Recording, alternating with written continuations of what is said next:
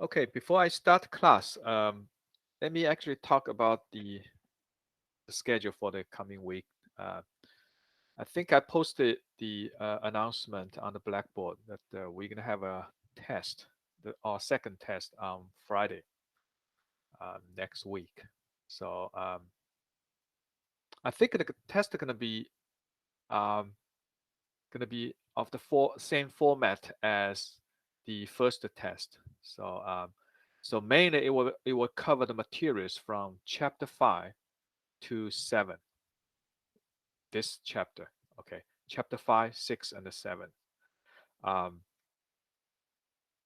so the format is going to be the same, and also just like the previous test, I'm not going to actually restrict the test in the class because it's only like a 1 hour and 15 minutes.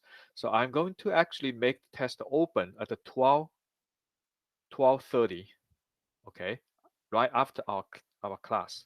So I'm going to make the test available at 12:30, and so the test is still going to be available from 12:30 p.m. to the midnight. So you have 12 hours to work on your problem. But again, you are not going to have 12 hours for the for completing testing problem, but you have 12 hours windows to start the, the test, you know. So that gives you some kind of flexibility, and then you can pick the best, pick your best time and start the class, start the test. I'm sorry. So once you start the test, pretty much I'm gonna set the timing. Most likely, I'm gonna give you 3 hours to complete the test. So the test you can start the test anytime between 12 p.m. to 12 a.m. the midnight.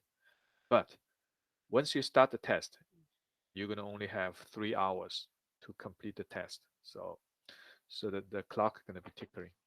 So it's basically similar format like the test one. Um, so that's about a test. And then also, as I mentioned, that the test is going to mainly cover the materials from chapter 5 to chapter 7. However, uh, I'm still going to be, I'm still cannot completely separate the chapter 7, chapter 6, chapter 5 with the previous chapter. So, because, you know, there's no way for me to completely separate this. So you still need to know all the topics, all the actually syntax that we learned from chapter 1 to chapter 4, right? So you cannot, you know, these these materials are all related. So even though I can say I can focus on chapter 5, 6, and 7, but I really cannot get rid of the materials in previous chapter. So you should actually know that. Okay, so that's about a test. So I'm going to actually you know, post another announcement and send you another announcement, provide you the details of the test. But the test is actually scheduled on Friday next week. Okay, so do you have any questions on the test or anything else?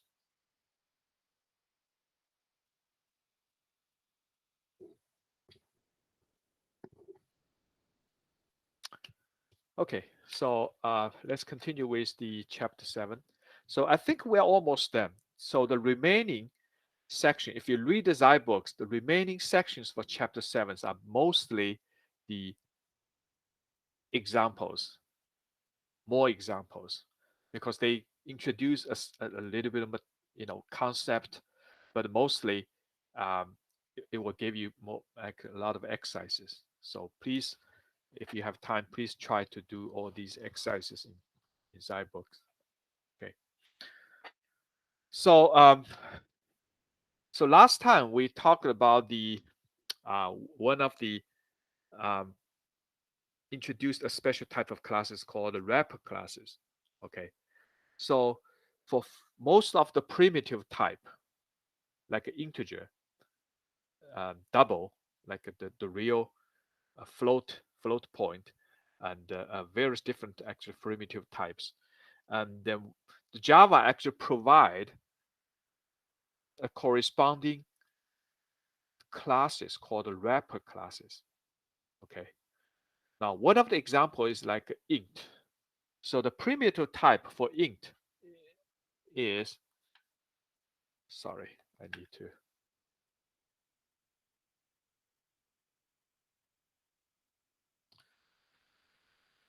It's an integer type. That's a primitive type. Now the corresponding wrapper class is called integer. Okay. Remember that we talk about the difference between the primitive type int and the wrapper class integer. The major difference is the primitive type. For the primitive type, Java gonna reserve a memory space, and that space will eventually store the value for this variable. Suppose I give you assignment, say x equals 20. That means the value 20, which is assigned to the variable x, will be stored in the space reserved for x. Now for the wrapper class, because this is a class, even though it's an integer, but it's a class, which means when I declare a wrapper class called integer, x, so Java gonna reserve a memory space for x. And that memory space reserved is a reference space. So that means this space will not store the value for x. Okay. This basically means when I actually say, give you assignment, say x equals 20, Java will not store the value 20 in there. Java will not store the value 20 in there. Instead, Java gonna create an object of the wrapper class type integer. Okay, it's an object. Okay, and this object has a value. Okay, and then the value of this is 20. And also because it's a class, so it's an integer class. So Java also gonna install a lot of class in there, a lot of methods in there. Okay, and this object, which is stored in the memory location, and Java gonna record the memory address. For example, if the memory address is 1000, and then in this value, the variable x, it will store the memory address. So it's a reference. The reference will be stored. So that means x will store the reference that points to the object. Now the value of the object is 20. So 20 is not directly stored in here. And this space only, the reference actually, space only actually stores the reference value. Okay. So that's the major difference. Now people may ask, if we use the primitive type x, it works fine. So you can actually do the addition, multiplication, divisions. So primitive type works perfect. Why you want to create a wrapper class, a class that only store the integer value? Now there's various different reasons. One of the reasons we just mentioned was the array list. Okay, Java allow us to create a list.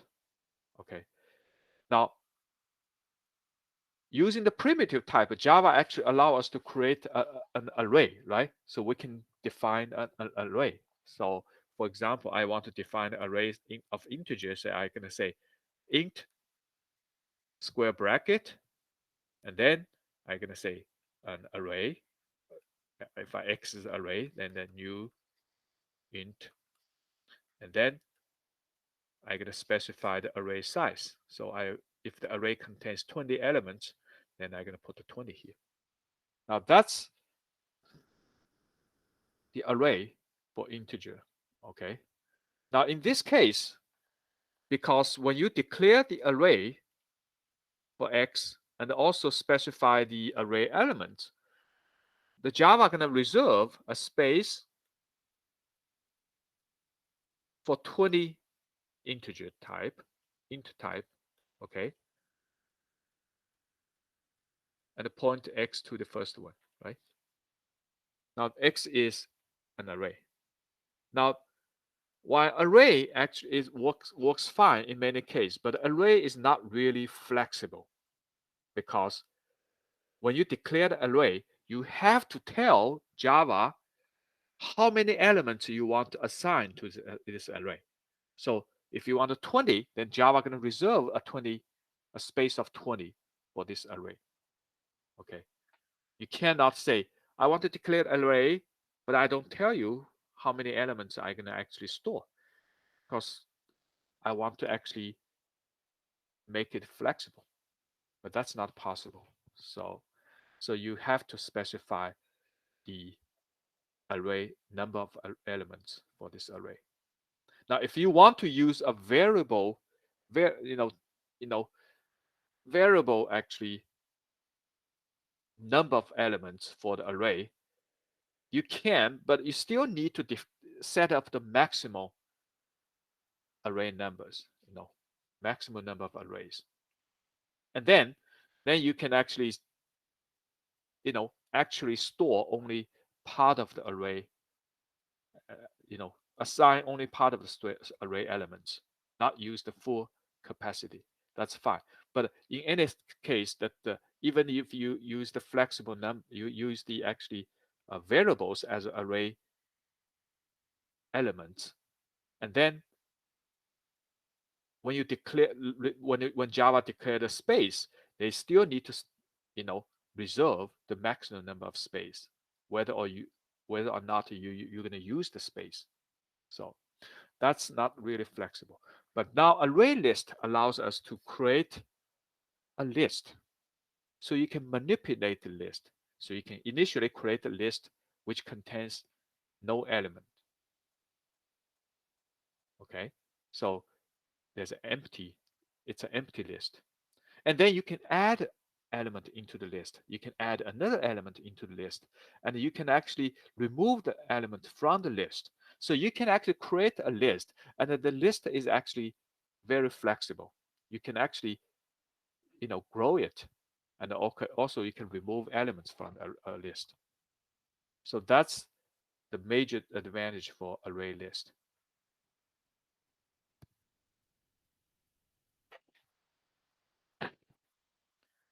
Now, while this ArrayList is good, but it only works for the reference type of elements. Reference type of elements. So that means when you declare ArrayList, then you use the angle bracket, and then you're going to put the type of the element in there. And this type has to be a reference type, such as integer, not int. There's no way you can put the int as a type in the ArrayList. ArrayList only accept reference type items. So you can declare ArrayList integer vals equals new ArrayList integer parentheses. You can do this, okay? No problem.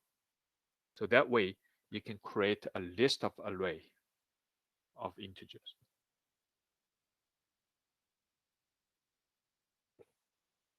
So you can create an array list of integers.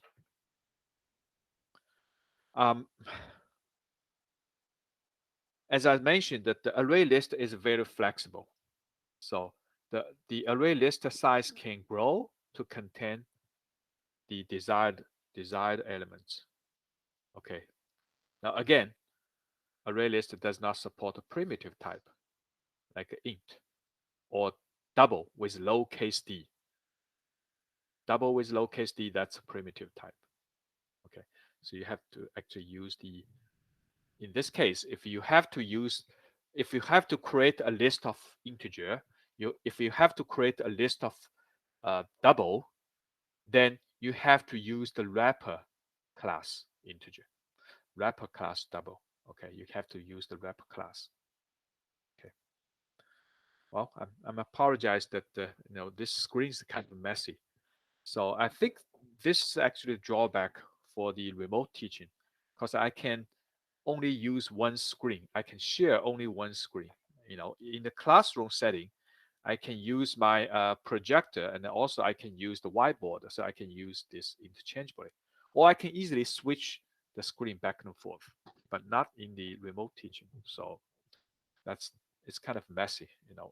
I really hope I have a whiteboard, so I can write everything, and then I can switch between whiteboard and the PowerPoint presentation. But unfortunately, I can't. So I can only write on the PowerPoint screen. So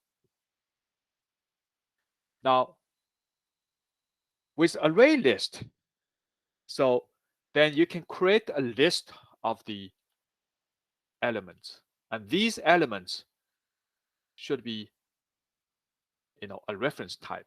You cannot have elements of primitive type, but that's okay because we have a wrapper class, right? So if you want to have a list of an integer, as far as you use the array class of integer of wrapper class type, then you can create a list of integer. Okay, that's okay. Now with the array list, because it's a list, so the list can grow, list can shrink. You can grow the list by calling certain of a method to add more elements, and you can actually remove certain of the elements from the list to reduce the size of the list.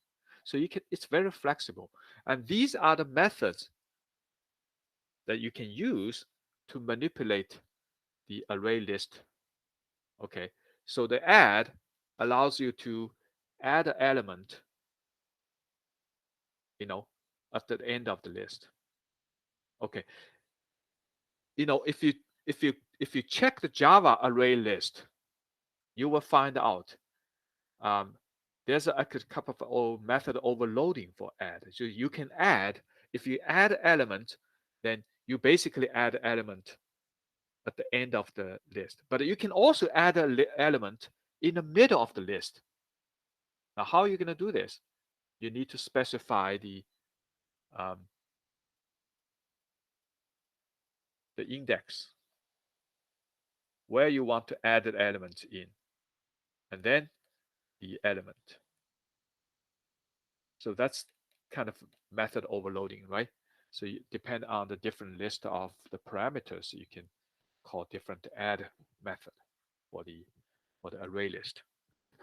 And also array list allows you to, get an element, but you need to specify the index. Say, please get the element of index 4. So it will return the element at the index 4. Okay, and you can also set an element. The set the element, basically you can change the value for a particular element. Okay, so replace the element at the specified position in this list with specified elements. So, but you can actually check the Java, using Google tools. They say check Java array list. It can actually display all the different methods for these array lists. Now here's the example, like the add, for example, of vals list. So this is an array list of integer type, say array list integer. That's vals list equals new. I'm actually running out of space here, so it should be array list integer parentheses. Okay, and then you can add further. Once you declare val list as array list of integer, then initially the list is empty. Okay, so there's no element in the list, and then you can add an element, add 31, so the list now contains one element, 31, and you add 41, then now the list contains two elements, 31 and 40. So you can continue to add to increase the elements in the list. And you can also call to get the index, to get the elements by, specify the index and the set. You can also actually check what's the size of the list now. So by calling vals list, vals list dot size. Okay. So these are the list, and then the best way to learn this is to, just look at the examples. So today most of time I'm going to spend most of time on the example. We're going to actually introduce a couple of examples for the array list and how we're going to use the array list to perform certain tasks. Okay, I think the first example, if you have read the Zai books, chapter 7 of Zai books, it's a figure 7.12.1. It's about the most popular OS program. So this is the Java code that allows us to display, what is the the most popular operating system. What's the second most popular of the operating system? So let's actually check this. Let me start with the.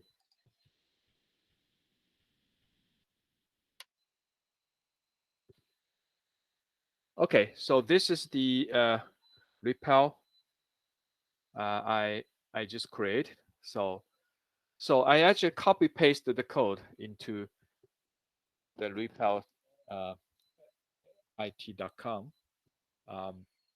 So we create a class called the most popular OS.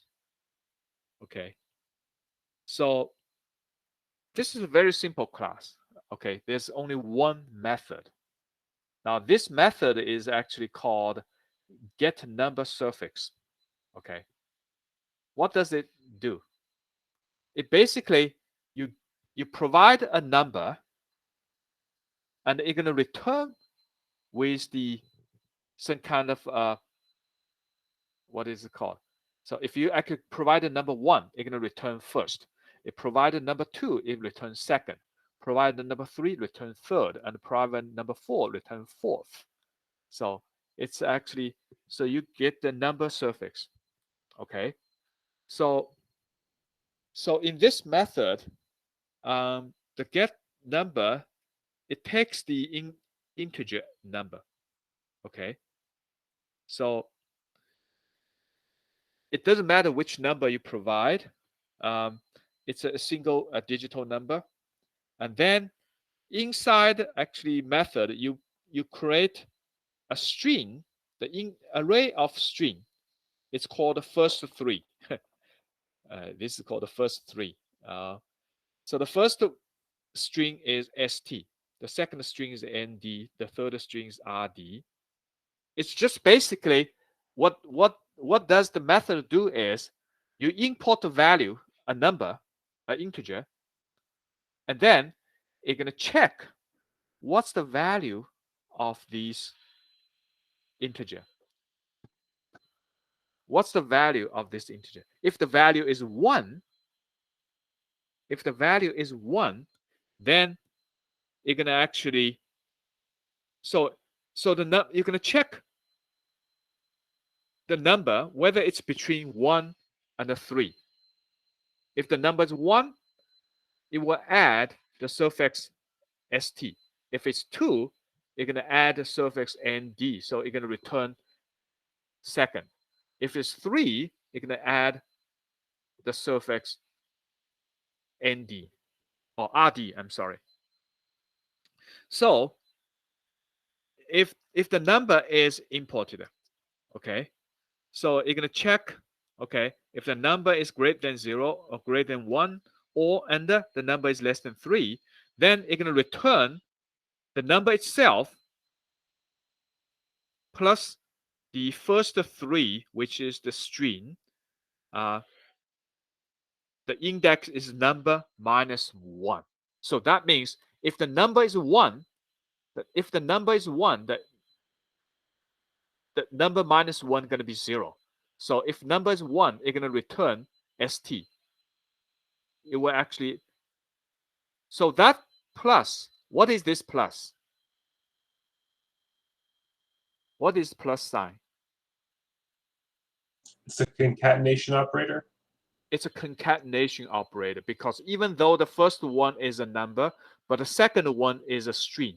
So then if you actually have a number plus a string, then it will do the concatenate. It will convert the number into a string and concatenate with the other one. So you're going to return 1 st if the number is 1.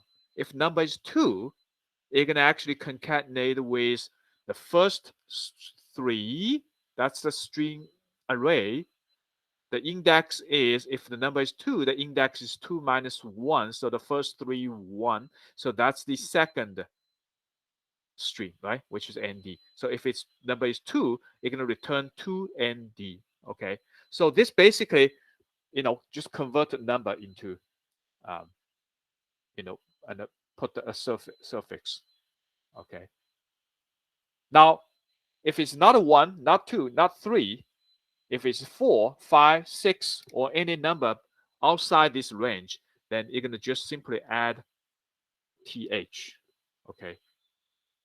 4th, 5th, 6th, 7th, or whatever, right? So that's the function to get the number suffix. Okay.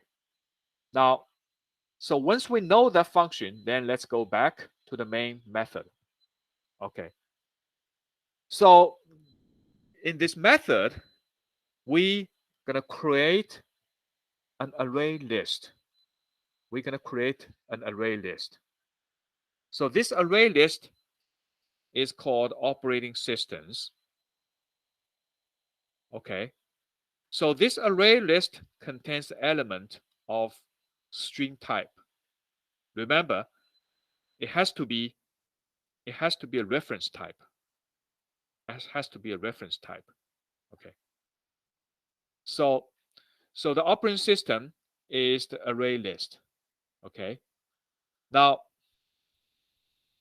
so what I'm going to do is, once I declare the operating system array list called operating systems, so I'm going to actually, so initially it's an empty list. So if I actually say system.out.println, the number of elements is, if I call operating system dot size, what is this function gonna, the size method going to return?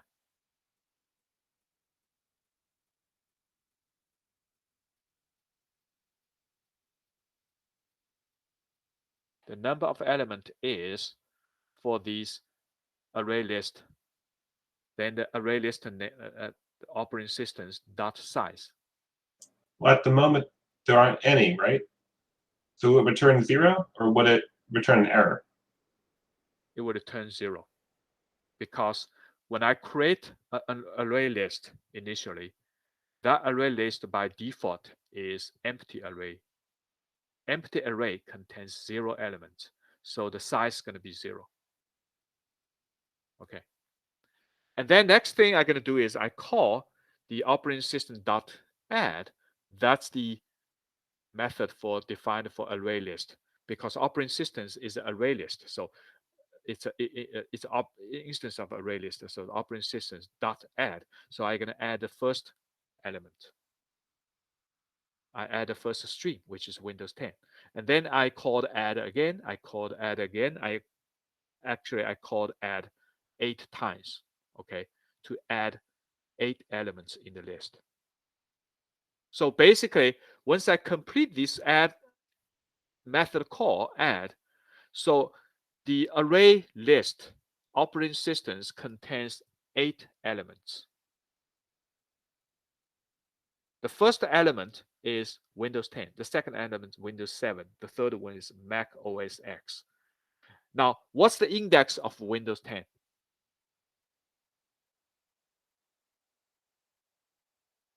The index is 0. So Okay. index supposed to be 0, right? So the second one is going to be index 1, index 2, and the last one other going to be index 7. So you just need to remember this. The first element has index 0. The last element, which is 8, has index 7. Okay, because the index are always shifted one position forward. So it's actually always one less than the item of the number. So then the next one I'm gonna do is I actually gonna import a number. So the user gonna import a number. So I use scanner. I create the scanner, and then I'm gonna call scanner object scnr, and then dot next int. So that means I can actually import a value, entered by the user. The user is supposed to type a number, and that number will be assigned to nth OS. Nth OS is an integer, which is actually imported from the user. And then when the user import a value, say user import number 5, and then this Java program basically going to return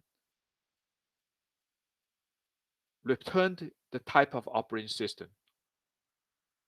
What is the number 5 operating system? Okay. So for example, if I actually use an import number 5, so the number 5 assigned to nth OS, then the Java going to return what is the nth OS. The first OS is Windows 10. The second OS is Windows 7. The third is a Mac OS. Fourth is Windows 8. So the fifth, which is number 5, fifth is Windows XP. Okay. So now this code basically just it's pretty simple. The code is pretty simple. It just check the value that the user imported, right? It's nth OS. So if the value is between 1 and 8, so that means it's a valid number because this list only contains 8 elements. So when the user actually entered the number 1 to 8, that's a legitimate number. If the user entered a number which is more than 8, then it's not a valid number because it's not going to return anything because we only have 8 elements in the list. Okay, so you check whether it's a valid number. So it's greater than or equal to 1 or less than or equal to 8. Then I'm going to print out what is the operating system you are looking for. Okay, so if you OS is like I said, if it's 5, then it's gonna say then you're gonna actually enter the number 5, call this method, right? Get number suffix, and if number n OS is 5, so get n number 6 5, it's gonna return 5th, right? 5th.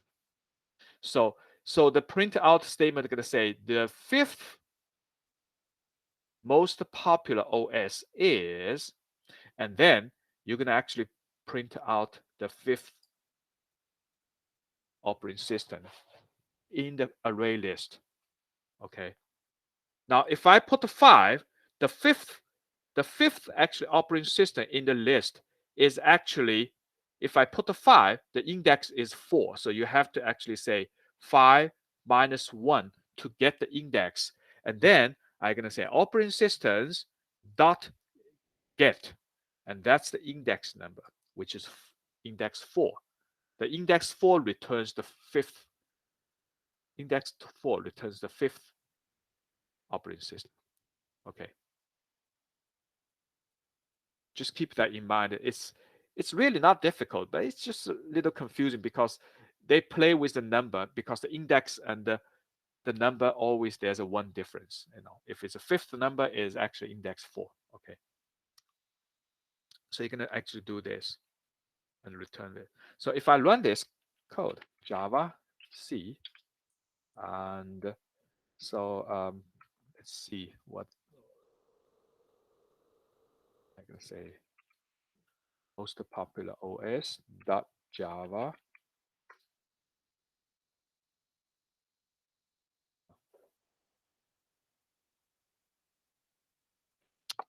So I'm gonna use the Java C to compile it, and then use Java to run it. So the first printf statement say the number of element is 0, because yes, I print the number of the size of the array list, which is 0, before I add any operating system.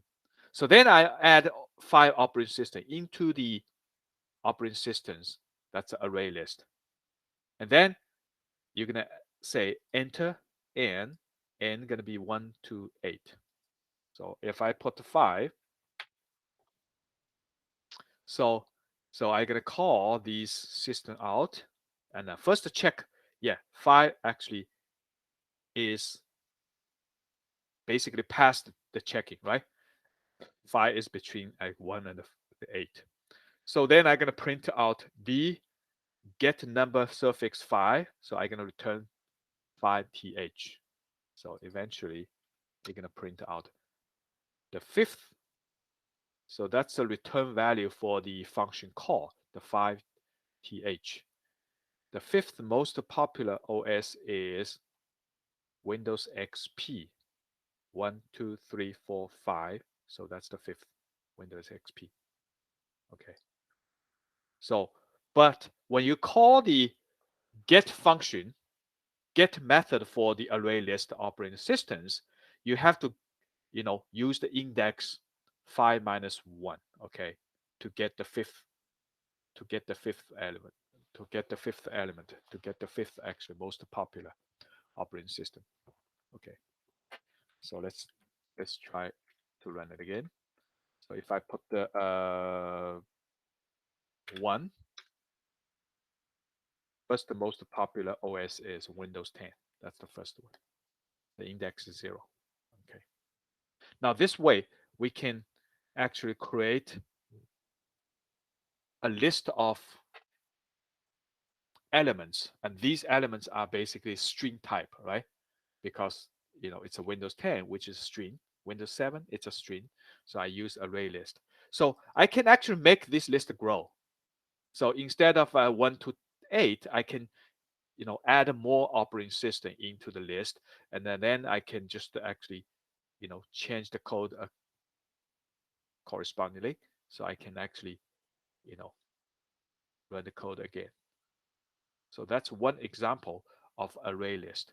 So array list allows us to create a list of elements which are the reference types.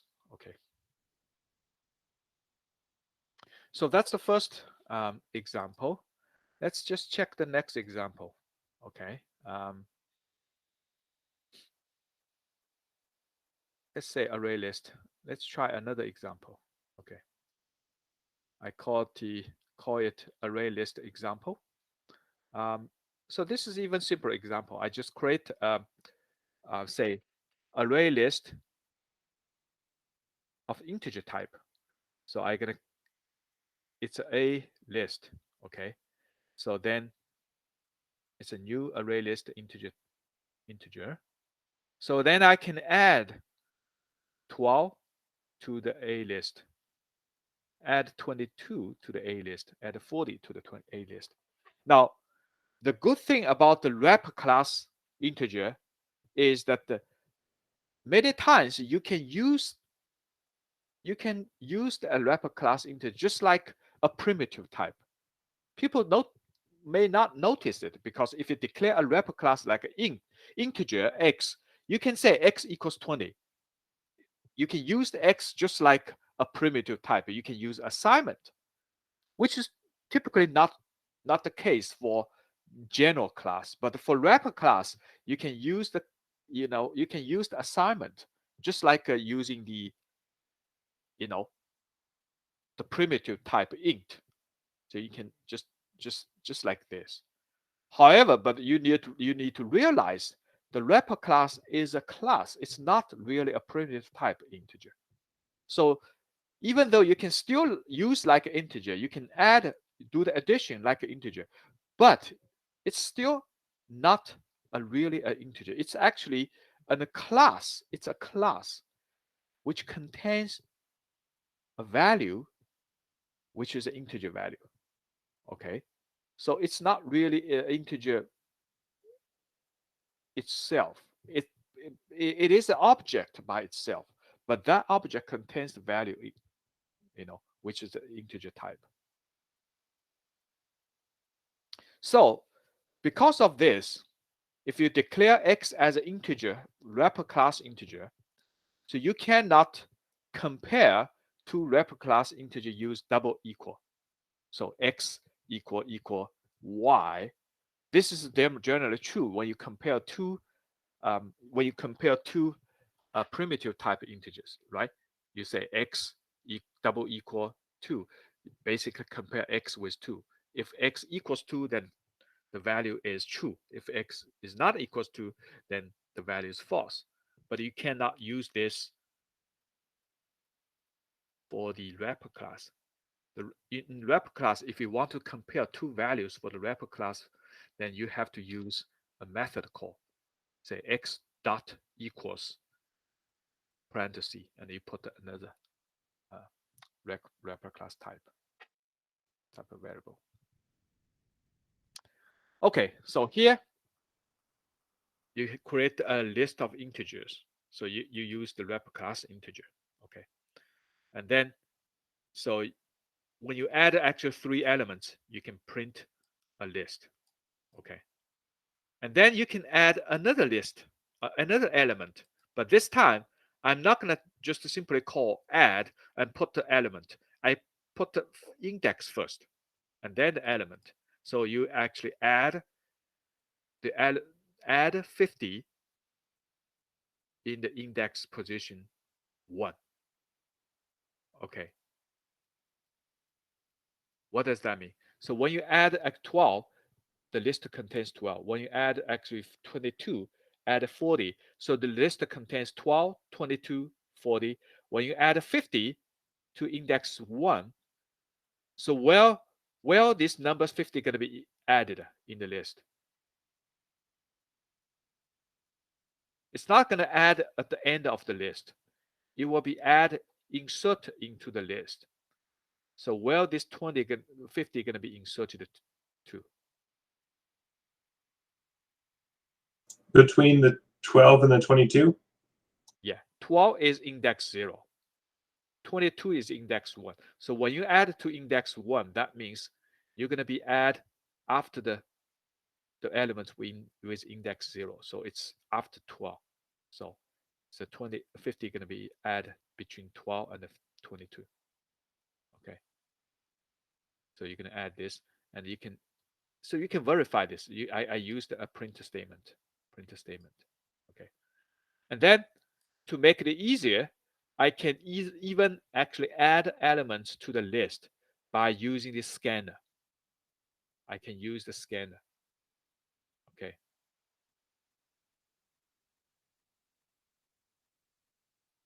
So let's say I can use the while loop, while, and say I declare the scanner, my scan, right? So I'm gonna say while my scan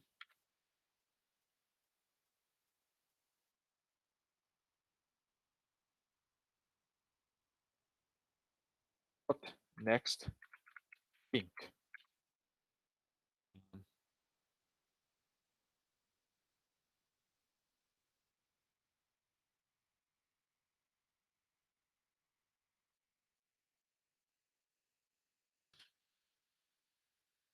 So let's say I want to actually set the quit condition for the while loop. So if it's minus 99, okay. Okay, so if the import value is not, the value I import is not 99, minus 99, and then I continue to import the value, right?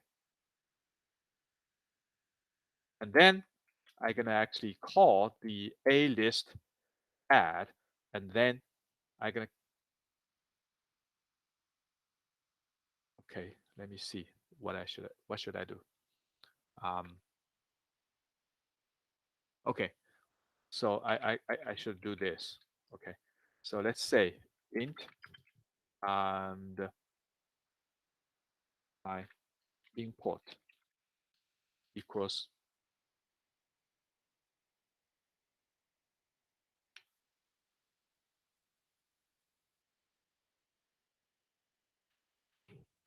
okay. So my scan next int assigned to import, and say, and then I check my import.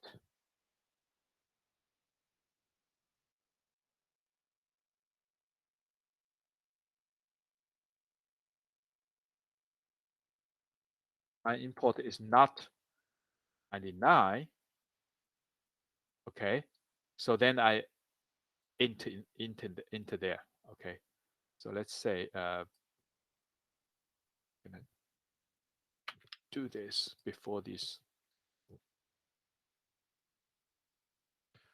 Okay, please enter a number, and I enter the number assigned to my import. I check my import is if it's not negative 99, I'm gonna actually add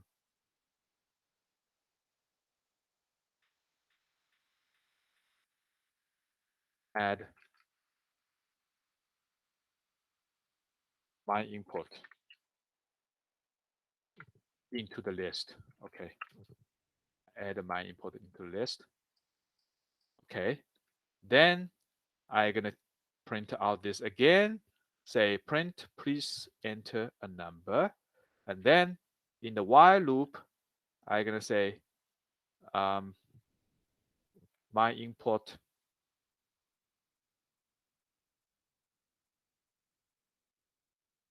equals my scan next integer again. Okay, that's it. Right. So the while loop basically check the import. If it's not negative 99, I can actually enter the while loop. So just add the number. If it's not negative 99, so it will be added into the list. And then I'm gonna print. I'm gonna just actually read the next actually import value.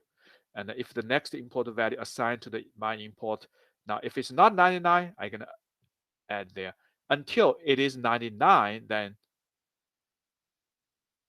if my import is 99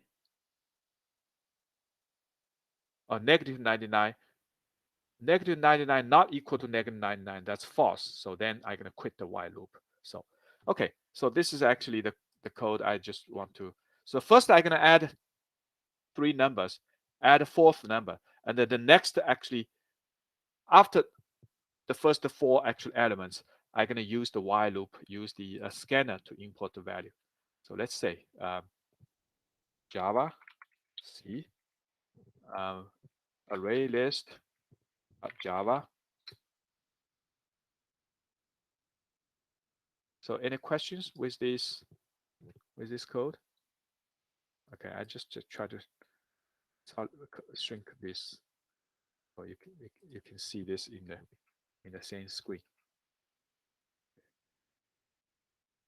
Okay, it's passed, so I can run this. Okay.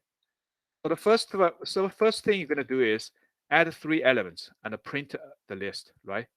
And then add one more list, one more element, which is 50, and print the list. And then I can actually create the prompt to add element. Okay, so add the first 3, add Yeah, add a 50 between 12 and 22. So everything is actually as expected. So when I add enter next number, I add 50. Oh, yeah, okay. It looks like it's passed, and I add 100. Now minus 99. Okay, so that means I added two additional number, 50 and 100. It's added over here. Okay, on top of the first three elements, I added additional two. So the final list is this. When I put the negative 99, that's the exit number. Okay, so I quit the while loop. Okay.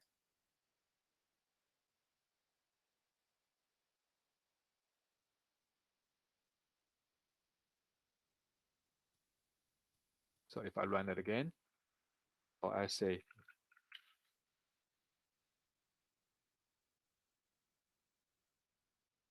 minus 99, so the list is going to be bigger, right? So this is basically use the array list to create the, um, to manipulate a list of numbers. Okay.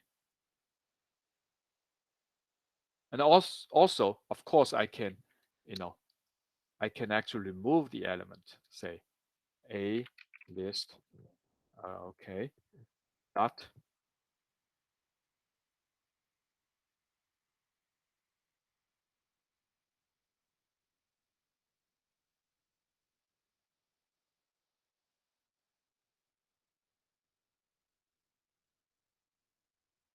Okay.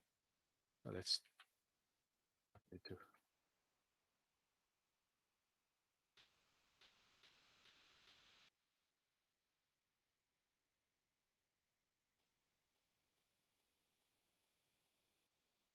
Oh, so I cannot remove. I can set. There's no remove. Okay. If I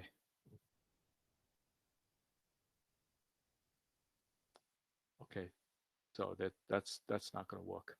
So I can set the value, but I cannot remove the value. So that's okay.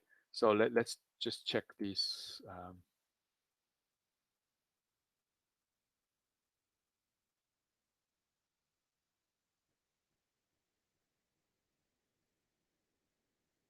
Yeah, I can. Yeah, I can set the value, and but okay. So let's check the next example. Um, so that's the use of array element, and then we can actually check another example. That's the example of the bank account. Okay.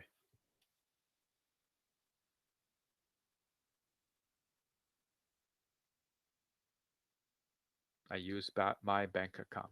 Okay. So I can, if I'm actually doing the coding and write the program for the bank, and I want to create, a class called a bank account. So I create my bank account object. So I can create my checking account, my savings account, and my John's account or someone else's account, right? So I can create a various different account. So now, if someone say, can you actually organize all these accounts in the bank? I can create various different objects. And then when you try to say, I want to organize this account, the first thing you want to comes into your mind is probably you can use a list, right? You can create a list of accounts. Okay. So I think you can do that. Okay. So let's say, let me clean up everything I have done before. Okay. So let's say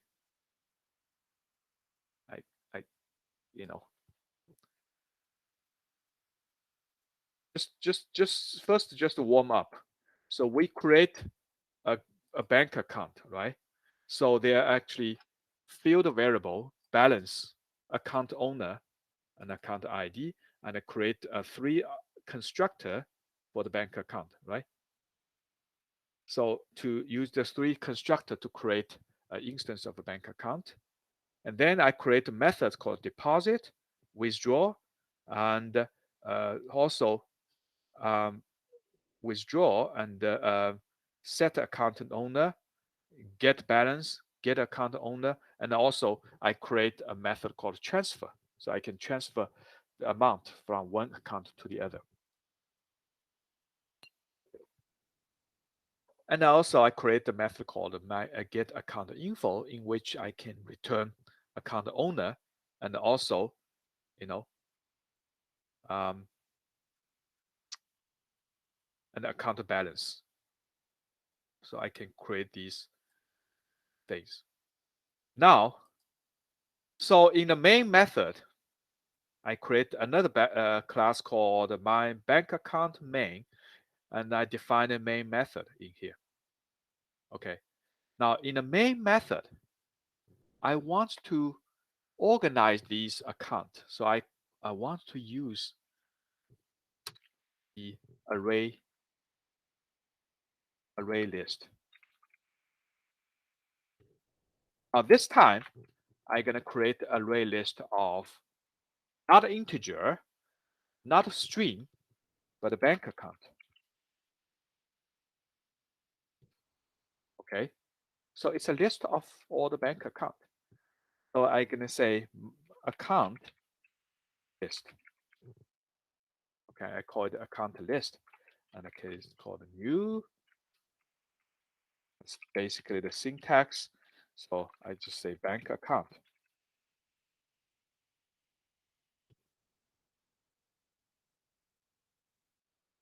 Okay, I create the bank account. So then I create a couple of accounts, say bank account, my checking account. So I call the bank account, which, the constructor to create my checking account, which has an initial balance 1,000 and the owner Brady Chen. And I create another bank account, my saving account, and I basically call the constructor, and the constructor use one argument, Mary Johnson. That means I create another account with balance 0, right? Remember the constructor we used for the with only one argument.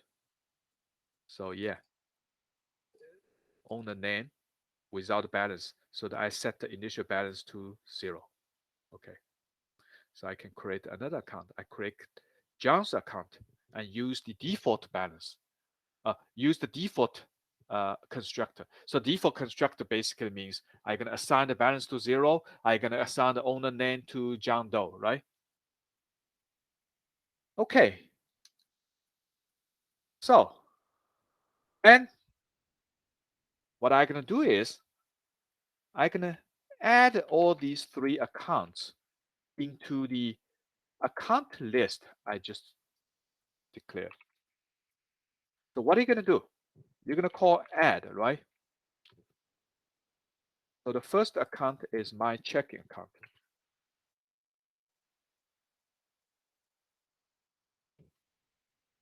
Okay. Easy. So I just copy paste. But I'm gonna check the inside. The second one is my saving account. Last one is John's account. Okay. So basically, I created an array list, and I add 3 elements into the array list, and each element is an account. Okay. Now, how can I get the account information for the first element, for the first account? Remember the method we can use to get the account information. If I try to get the first element of the account list, what method should I use?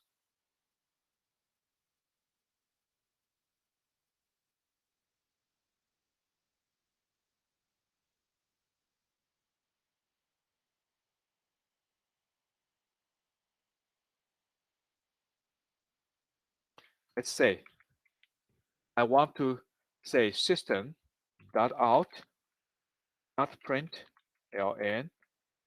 and I'm gonna say the account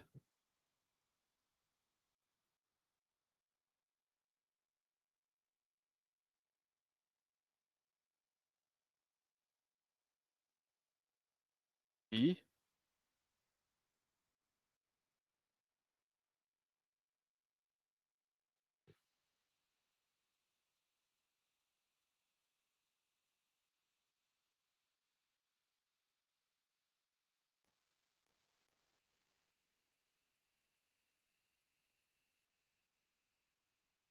okay, let's say the first account info, okay, in the list.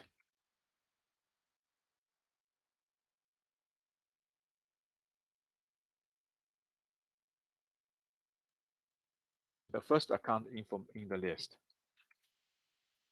Okay. Now, in the bank account, we can actually call the method get account info to get the account information for the account, right? But first, I need to get the account, the particular account. Now, for the first account, it's my checking account, right? Now, if I actually in the list, if I want to get the first account, what I need to call? I'm gonna call. Sorry, I'm gonna call this account list. Get the first account. What I need to get.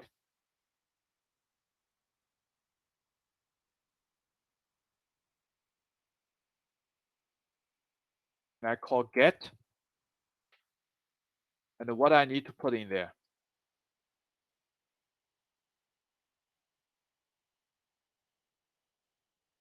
To get the first account, it's the first element of the account list. So, to get the first element, what I need to put?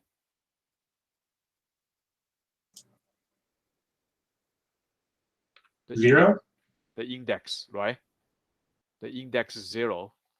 So account list dot get 0. So I get the index of the first element. That's my checking account. And then I can call get account info. I call the method. Let's check it out. Okay, if whether it's working or not.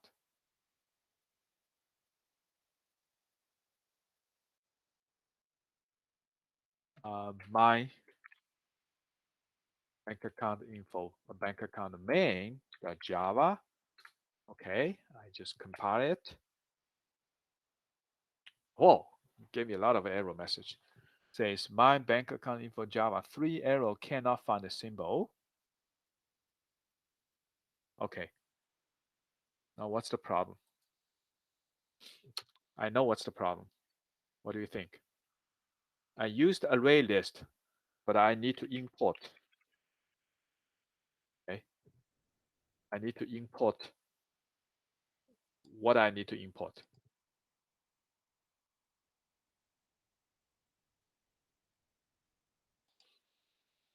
I need to import array list. Okay. So I have to import array list. Okay. So I'm gonna say Java dot udo dot array list. Sometimes people try to make it easier. They put the asterisk here. That means it's a wild card. That means every library under udo going to be imported, including array list. Okay.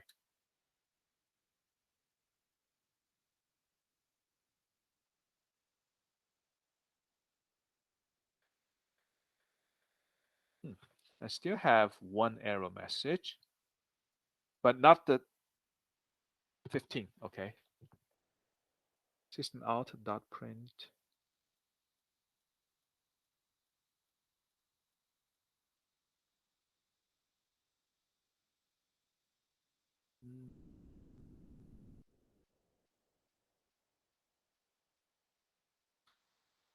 List get 0.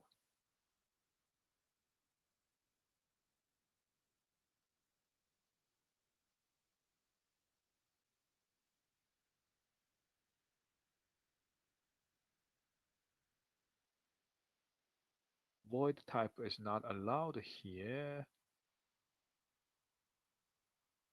Let me just check. What is the get info method? Public get info method.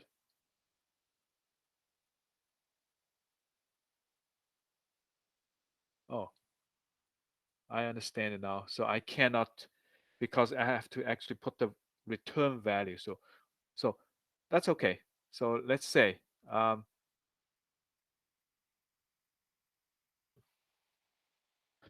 since that since the get account info is already a method that doing the printing statement, doing the display statement. So this method does not return any value. Why I need to actually put anything like this, right? So there's no need. I just directly call account list dot get 0. So this is gonna give you the my checking account, and then I call get account info. Let's see.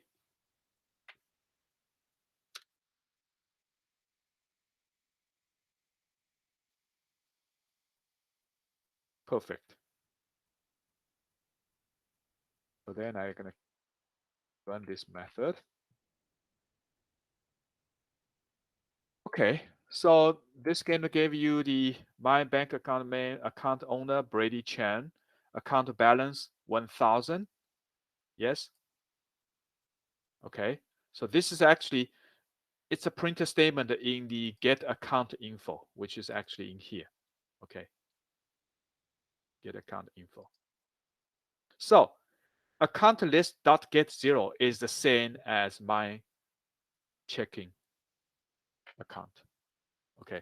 So now if I actually say, well, here my account info is Brady Chen, my balance is 1,000, and then I can actually manipulate it. So I just say account list, get the first account, and I'm gonna say deposit. I just add $1,000. Then after this, I'm gonna call get account info again. So let's see.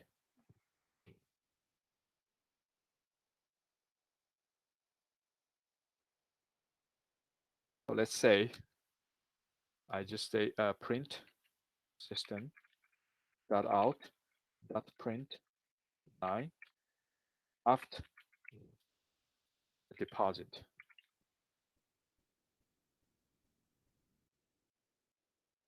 Okay.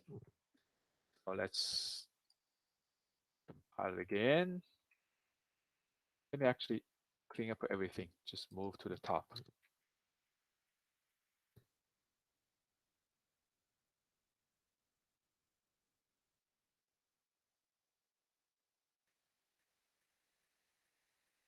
Okay, I'm gonna execute this again. So what do you have? Account owner, Brady Chen, account balance, 1,000. After the deposit, account owner is still Brady Chen, the account balance 2,000. So basically, now I can create, a list of account, and I actually add the bank account into the list. And then I can manipulate each of the account using the account list, the array list method. Okay. So now let's see, what is the information about the account get one? Okay. So now account get one, account list get one. That's the second element in the account list. What is second element? It's a my savings account. My savings account. What's the info of my savings account? The account owner is Mary Johnson. The balance is supposed to be 0, right? So let's check out.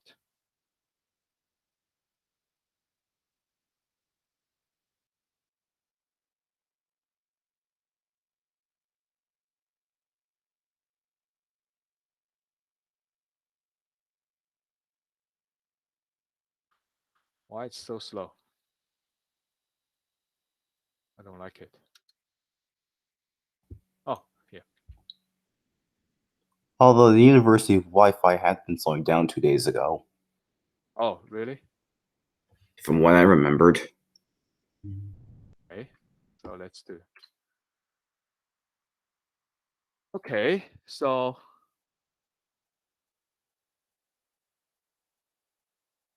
account owner Brady Chen after this. Well, there's no change over here. So let's see. Let's just compile again. See. Hi. Hello.